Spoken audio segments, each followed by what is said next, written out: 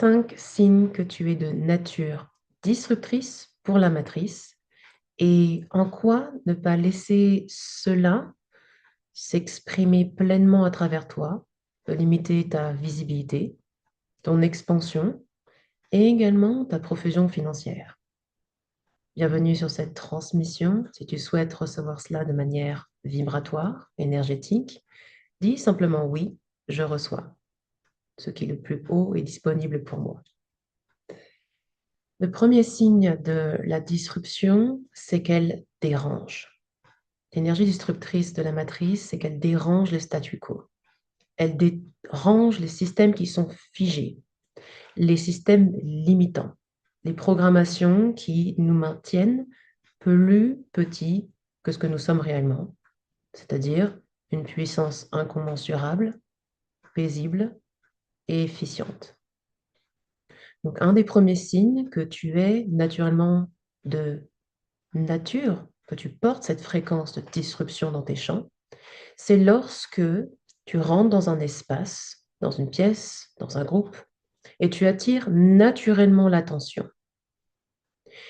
On t'a peut-être dit que tu étais une personne qui était solaire, charismatique, ou simplement que tu avais une énergie qui invite à venir te parler. Tu peux être aussi ce type de personne qui s'assoit sur un banc à côté d'une autre personne et qui naturellement enclenche une discussion qui peut être même très profonde alors que tu n'avais jamais rencontré cette personne auparavant. La disruption est l'énergie naturelle qui fait tomber les murs. Mais lorsque, inconsciemment, ou peut-être que tu peux le mettre en évidence maintenant, tu te sens inconfortable du fait d'attirer l'attention, tu as tendance à te diminuer, te cacher, ou alors à vouloir naturellement attirer la lumière sur d'autres personnes, par peur de faire de l'ombre, justement, par peur d'être trop présente, eh bien, tu occultes, tu masques ton magnétisme naturel. Donc, si tu es entrepreneur, forcément, tu vois tout de suite l'impact de cela. Le fait de ne pas t'autoriser au quotidien d'être cette énergie de disruption va naturellement avoir tendance à diluer l'impact de ton message et tu vas le faire de manière inconsciente, c'est-à-dire que tes posts, tes photos, tes réels, peu importe la communication, va, même si elle est chargée d'enseignements très puissants, en substance, en contenu, va être occultée par cette peur de prendre trop de place, par ce besoin de mettre en lumière quelque chose d'autre. Peut-être que d'ailleurs, naturellement, tu as tendance à mettre plus en lumière tes outils, ta pratique, ta façon d'opérer, tes enseignements, plutôt que ce que tu sais être vrai à l'intérieur de toi.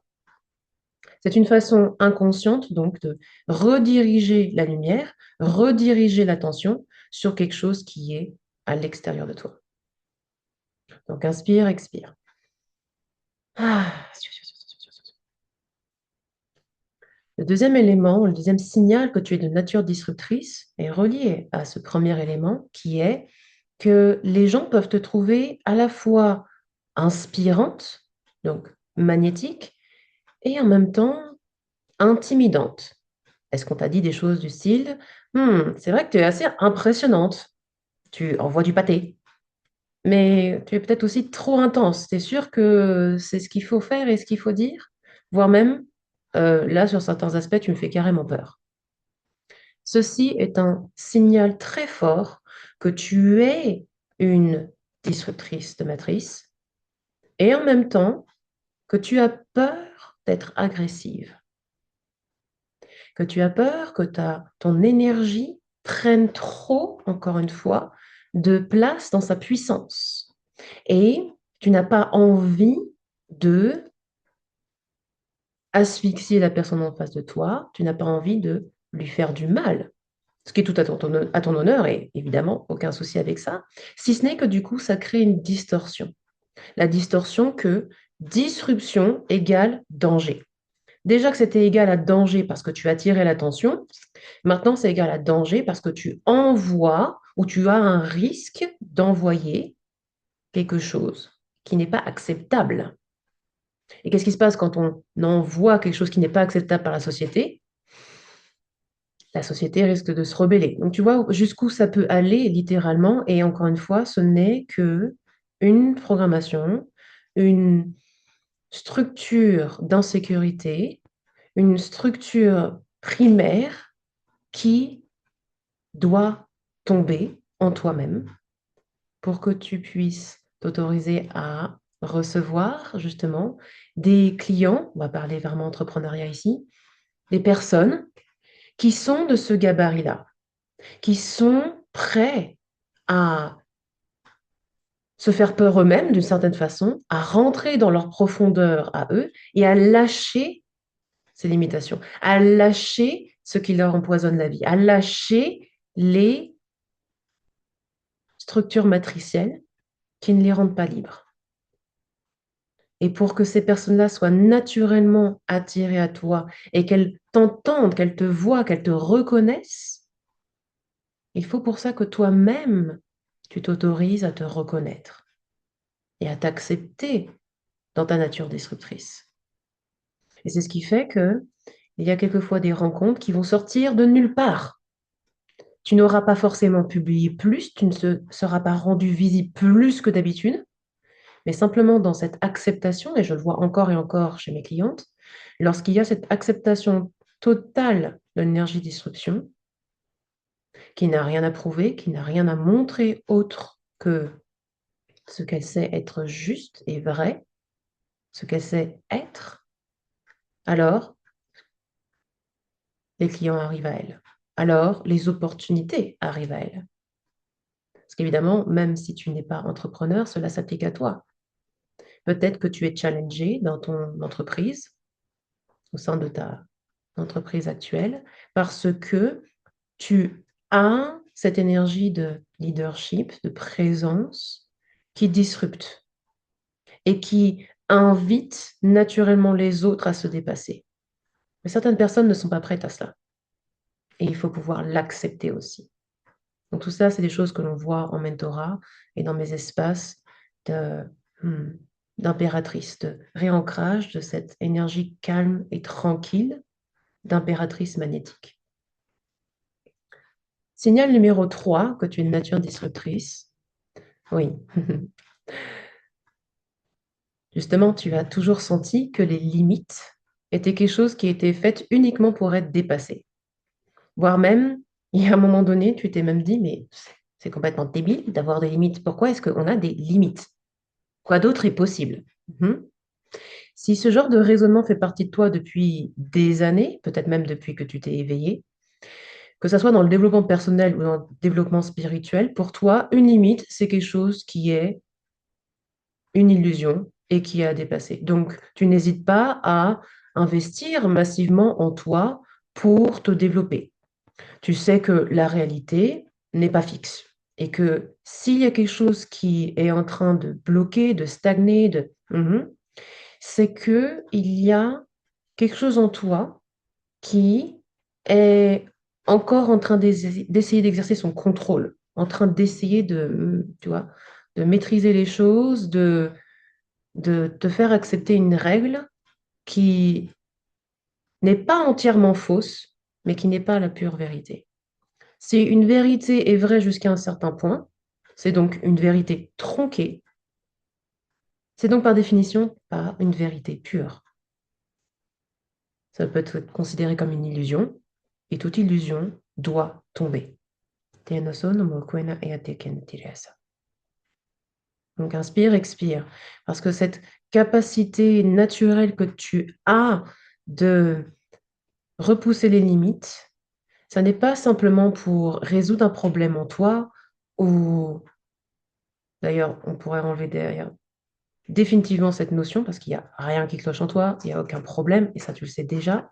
C'est simplement que tant que tu cherches des enseignements qui vont être dans l'amélioration de toi, plutôt que dans l'incarnation de ta puissance, tu vas continuer à alimenter cette insécurité d'être toi. Je répète, tant que ta recherche de développement personnel, ta recherche de repousser les limites est dans la quête de la perle, la pépite d'or, l'enseignement clé qui va te donner une puissance extrême, magnifique, somptueuse, ce n'est pas encore présent en toi. C'est l'enseignement qui a la puissance de débloquer ça en toi. Tant que l'enseignement n'est pas là pour te montrer à quel point tout est déjà là et comment l'exercer, comment l'incarner, comment le laisser se mettre en mouvement à travers toi, l'enseignement sera toujours superficiel. L'enseignement sera toujours superflu, parce qu'il a toujours été superflu. Donc, la quête doit cesser. De souvenir que tu es déjà cette nature disruptrice, que tu es déjà cette force qui dissout les limitations instantanément et en claquement de doigts, doit s'installer, se réinstaller, se laisser déployer à travers toi. La disruptrice doit se reconnaître en tant que disruptrice. Et ainsi, les choses vont se faire. Et les choses se font naturellement, déjà, parce qu'une personne qui te rencontre, dès qu'elle rentre dans tes champs de disruptrice, les choses tombent.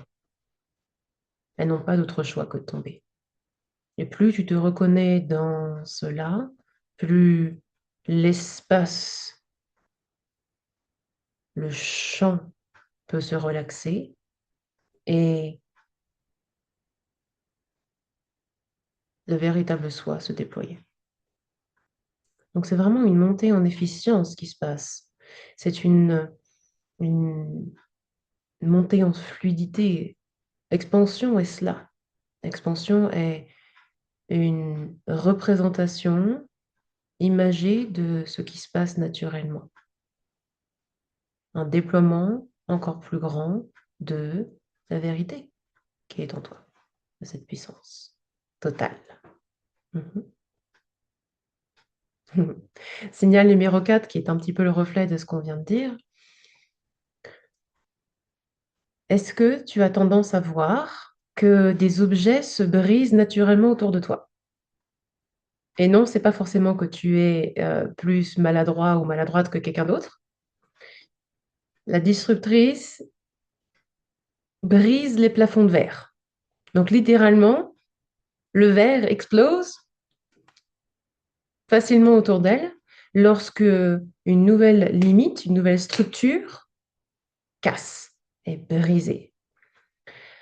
Donc je sais que c'est pas forcément confortable d'un point de vue matériel d'avoir plein de choses comme ça qui se déstructurent, mais si tu as tendance effectivement à observer ça, que lorsque tu rentres dans l'espace de quelqu'un d'autre même, eh bien, dans sa maison, quelque chose casse, c'est pas forcément que ton énergie perturbe et dérange, qui peut être l'interprétation directe de cela. Mince, je suis maladroite, ou mince, voilà, j'ai une trop grosse énergie et je fais tout péter. Peut-être que c'est pas le verre d'ailleurs que tu fais péter, c'est les systèmes d'information, l'informatique, l'électronique. C'est que l'énergie passe et passe tellement rapidement, là on n'est plus sur le laser, on est sur l'éclair, que ça foudroie. Et il faut être préparé à ça, parce que littéralement, eh bien, ça peut faire péter pas uniquement des cadres en verre, mais d'autres structures en verre qui sont sur les murs. Donc, il faut être OK avec ça, et en même temps, ne pas s'auto-renfermer à chaque fois que ces manifestations arrivent autour de toi. Encore une fois, plus cela provoque de la peur, de la rétractation, de la contraction en toi, plus ces phénomènes vont être euh, des piqûres de négativité en rappel dans tes champs. Alors bien sûr, ancrage, centrage. Quelquefois, une maladresse n'est simplement qu'une maladresse. Tout est tel qu'il est et rien n'est comme il paraît être. Donc, ancrage, centrage, je reviens dans le corps, je suis présente dans mon corps. Ok, peut-être que oui. Typiquement, si vous cognez dans des murs, dans des coins de canapé, etc., peut-être un signe que revenir dans son corps et réatterrir ici et maintenant est une indication. Et voyez aussi, comme par hasard, ces moments où les choses se brisent, l'ancien tombe est simplement un reflet que vous avez déjà fait péter une limite quelque part. Mhm. Donc, laissez cela vous traverser. Laissez cela être comme un clin d'œil que vous êtes déjà en train de shifter, que les choses sont déjà en train de se shifter. Mhm. Et signe numéro 5, vous avez fait de votre expansion personnelle et spirituelle une seconde nature. Vous êtes présent en vous-même régulièrement, vous investissez en vous-même régulièrement et depuis un certain temps, peut-être que vous avez senti que vous n'investissez plus en vous-même par manque, mais parce que vous sentez que plus de joie, de liberté, de puissance, on parlait aussi de cette puissance, est prêt à se développer à travers vous. Il y a un mouvement interne qui vous pousse, qui vous met littéralement en mouvement vers certains espaces et qui vous permettent de non plus glaner encore des informations, mais qui vous permettent de lâcher encore plus ces structures et d'implémenter plus. Alors, c'est pas tout à fait comme le signal précédent, c'est un signal très fort que le développement de soi, investir en soi, est quelque chose qui n'est pas négociable dans vos champs. Ça n'est pas négociable dans votre vie que de continuer à ouvrir le terreau, à assainir le terreau, la terre sur laquelle les choses vont se fructifier. C'est naturel. Seulement, voilà, petit signe bonus. Vous pensez que ces 5 signaux que je viens de décrire sont normaux et que tout le monde fonctionne comme ça. Eh bien non. Non, tout le monde ne fonctionne pas comme ça. Oui, cela est accessible à tout le monde. Mais non, tout le monde ne fonctionne pas comme ça. Et tout le monde ne manifeste pas un à 5 de ces signaux. Ces signaux sont typiques de la nature destructrice qui est en toi. Et c'est lorsque tu vas en faire un super pouvoir, lorsque tu vas l'accepter totalement, l'exprimer totalement et le laisser te mouvoir totalement, qu'elle va te montrer à quel point cela est le chemin le plus court vers la profusion financière, celle qui est le résultat, la conséquence logique et inévitable de ton toi qui suit ta stratégie personnelle, ton plan unique, celui qui est le plus efficace, le moins énergivore, le reflet de ta création sans effort. Plus tu es dans cela, plus ta voix est impactante. Tu peux avoir l'impression de dire les mêmes choses qu'avant, et pourtant, plus tu es dans cette acceptation, cette reconnaissance, plus les choses vont se faire au naturel, pour toi-même. Donc voilà la puissance de la disruptrice, c'est une capacité se, qui ne se cultive pas, qui ne se développe pas, c'est une capacité qui s'autorise. Et l'autorisation est clé en toute chose. La disruptrice sait, littéralement, par écho et miroir, que tout ce qui la dérange est une structure qui doit tomber. Elle va donc naturellement être dirigée vers les espaces qui vont challenger le plus son humain et non pas son véritable soi. Parce que tout espace qui lui permet de exploser justement les plafonds de verre, les limitations, vont lui être profitables, vont lui être savoureux, vont lui permettre de laisser la jouissance de vie s'exprimer. Donc si ça, c'est quelque chose qui vous attire, qui vous appelle et que vous vous reconnaissez en cela, n'hésitez pas à aller voir en commentaire de cette vidéo. J'ai mis à disposition un audio, une transmission audio qui s'appelle Souveraine et prospère.